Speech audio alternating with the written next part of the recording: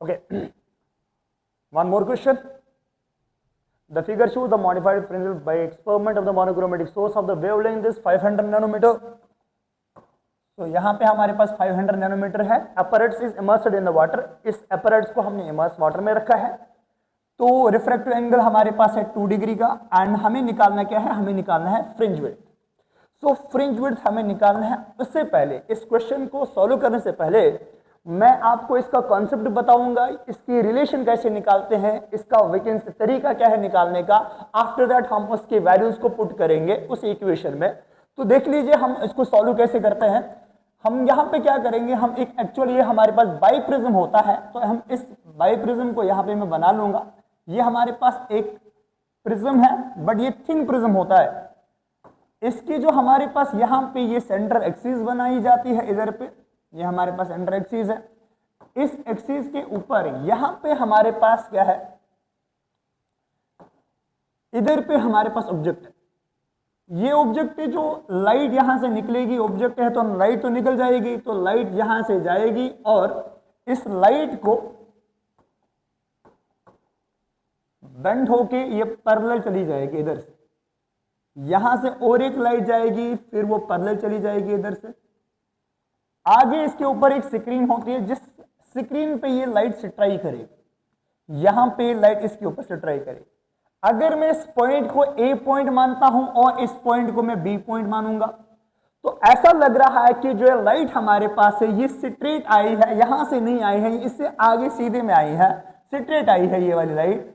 तो अगर मैं इसको यहां से प्रोड्यूस करूंगा तो हमारे पास, इसको मैं यहां से मैंने प्रोड्यूस किया, ऐसा लग रहा है कि ये जो लाइट हमारे पास है इसका जो सोर्स है, ये सोर्स ये नहीं है, ये हमारे पास सोर्स एस नहीं है, हमारे पास S1 सोर्स है और ये हमारे पास S2 सोर्स है. जो इनके बीच में जो डिफरेंस है, ये जो हमारे पास डिस्टेंस कहलाती है, ये वाली जो डिस्टेंस हमारे पास है, इस डिस्टेंस को हम नाम देते हैं ए डिस्टेंस. इस डिस्टेंस को हम नाम ए डिस्टेंस देते हैं, इस डिस्टेंस को हम नाम बी डिस्टेंस देते हैं. ये हमारे पास डिस्टेंस ए है, ये हमारे पास डिस्टेंस बी है. जो वैकेंसी लेने से लेके स्क्रीन तक जो डिस्टेंस है उसको बी डिस्टेंस बोलेंगे. जो हमारे पास स्क्रीन से लेके यहां तक डिस्टेंस है तो हमारे पास इसको हम ए डिस्टेंस बोलते हैं. अब हमारे पास ये वाला जो एंगल हमारे पास होता है, ये हमारे पास छोटा एंगल होता है. अगर हम इस ए को रिजॉल्व करेंगे दो कंपोनेंट्स में, ये बनेगा ए और ये हमारे पास साइन ऑफ वैकेंसी डेल्टा, और ये हमारे पास ए साइन ऑफ यहां से आ जाएगा डेल्टा. तो टोटल जो डिस्टेंस हमारे पास यहां से लेके यहां तक जो डिस्टेंस है, इस डिस्टेंस को मैं डी डिस्टेंस बोलता हूं. तो ये जो हमारे पास ये डी डिस्टेंस आएगा, ये बराबर आ जाएगा हमारे पास a sign of delta plus आ जाएगा हमारे पास a sign of vacancy delta. A sign of the delta and a sign of the delta. Because this delta ये बहुत छोटा एंगल होता है, इसकी वजह से हम क्या लिखेंगे, sine of the delta is similar to vacancy delta. जब ये डेल्टा के बराबर हो जाएगा तो मैं डी को लिख सकता हूं हमारे पास ए डेल्टा प्लस हमारे पास लिखूंगा मैं a of delta. A delta and a delta, D का वैल्यू जो हमारे पास बनेगा twice of A into the delta. ये हमारे पास डी का वैल्यू हो जाएगा.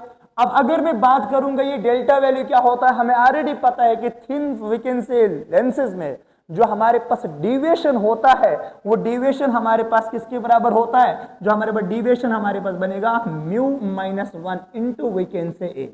ये हमारे पास तब यूज हो जाएगी जब हमारे पास ये विदाउट मीडियम होगा. अब इस केस में हम बात क्या करते हैं, हमने इसको रखा है किसमें, हमने इसको वाटर में रखा, तो हमें इसको वाटर के हिसाब से, मीडियम के हिसाब से ही डिराइव करना पड़ेगा. तो मैं अगर इसको इस हिसाब से डिराइव करूंगा, मैं लिखूंगा यहाँ पे mu of the vacancy here prism, and here we can say divided by mu of the vacancy surroundings minus of 1 into of vacancy A. Sir, what is this mu of M? This is the vacancy here, refractive index of the vacancy prism, and here the vacancy refractive index of the surroundings minus 1 into A. Sir, what is this A value here? Sir, A is the vacancy angle of vacancy prism. Angle of vacancy prism is this one. Okay, so angle of prism हमारे पास ये है. तो मुझे बताइए कि हमारे पास इस case में angle of the prism 2 degree है, तो मैं अगर इसको कन्वर्ट करूंगा, एंगल ऑफ ए वैल्यू हमारे पास 2 डिग्री है, इसको हम क्या करेंगे, रेडियंस में कन्वर्ट करेंगे, तो ये बनेगा 2 इंटू वी कैन से पाई डिवाइडेड बाई 180, तो टोटल ये बनेगा पाई डिवाइडेड बाई 90। इसको मैं निकाल के रख रहा हूं यहां पे as per question is concern.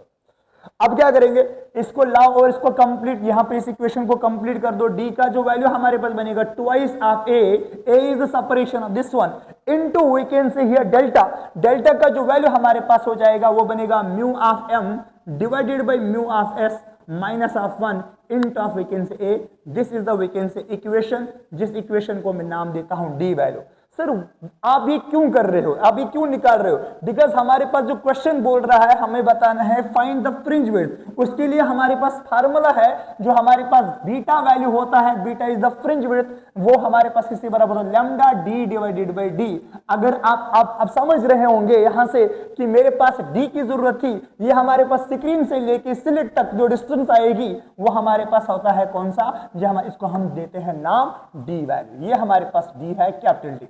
सो अगर ये कैपिटल डी हमारे पास है, क्या ये capital D A plus B के बराबर मैं लिख सकता हूं, तो हमारे पास मैं लिखूंगा इसको ए प्लस बी के बराबर आएगा ये वाला पार्ट। तो हमारे पास डी का वैल्यू ऑलरेडी मैं इसकी फार्मूला बना चुका हूं यहां पे, तो मैं अब नेक्स्ट पेज पे चला जाऊंगा ताकि मैं इसको समराइज करूंगा। सो जो बीटा वैल्यू हमारे पास होगा वो हमारे पास lambda D divided by small D. So what I write now, beta value will be equal to this is lambda and this is the we can say a plus B into जो हमारे पास यहां पे बनेगा divide में, वो हमारे पास बनेगा twice of A into mu of we can say prism. Here यहां पे क्या लिखूंगा मैं, mu of the we can say surroundings in -1 into we can say A. Now आपके पास ये परफेक्ट फॉर्मूला है फॉर द क्वेश्चन। अब वैल्यूज उठाओ और इसमें लगा दो, आपका आंसर बन जाएगा। थोड़ा सा लेंथी क्वेश्चन है बट ये अच्छा क्वेश्चन है।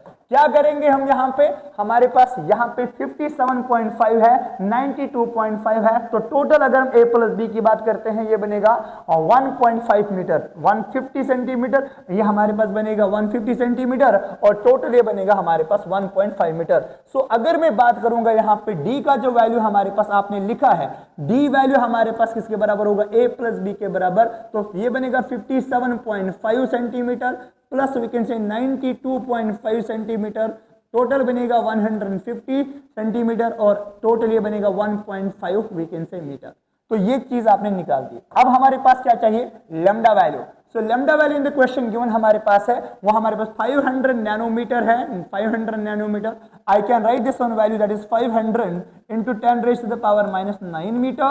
I can write this one value 5 into 10 raised to the power that is minus of the which is 7 of meter.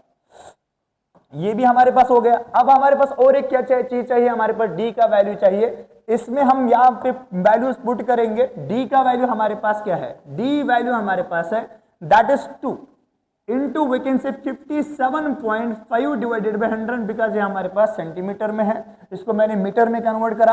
अब हमारे पास यहाँ पे क्या बनेगा, mu of M and mu of S. So mu of M value हमारे पास यहाँ पे गिवन है प्रिज्म का, वो हमारे पास है यहाँ पे 3/2 and 4/3।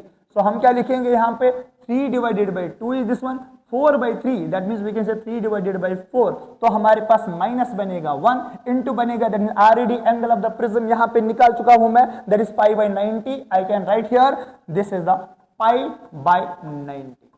So when I solve this question d value will be equal to that means the we can say 50, so that is 57.5 divided by 50 into this value become 9 divided by 8, 9 divided by 8 minus 1 into pi divided by we can say 90 is this one. So if I take this value here now, it becomes d value will be equal to that is 57.5 divided by 50 minus of we can say 1 divided by multiply 1 divided by 8 multiplied by we can say pi divided by 90. If you more solve this one question, you can get the answer here, that is 0.00571 metre is this one value. ये हमारे पास d का value हो जाएगा इधर पे। जब आपने ये d का वैल्यू निकाला, हमारे पास यहाँ पे बीटा का वैल्यू क्या है, बीटा वैल्यू हमारे पास है that is lambda is already calculated 5 into 10 raised to the power -7, okay.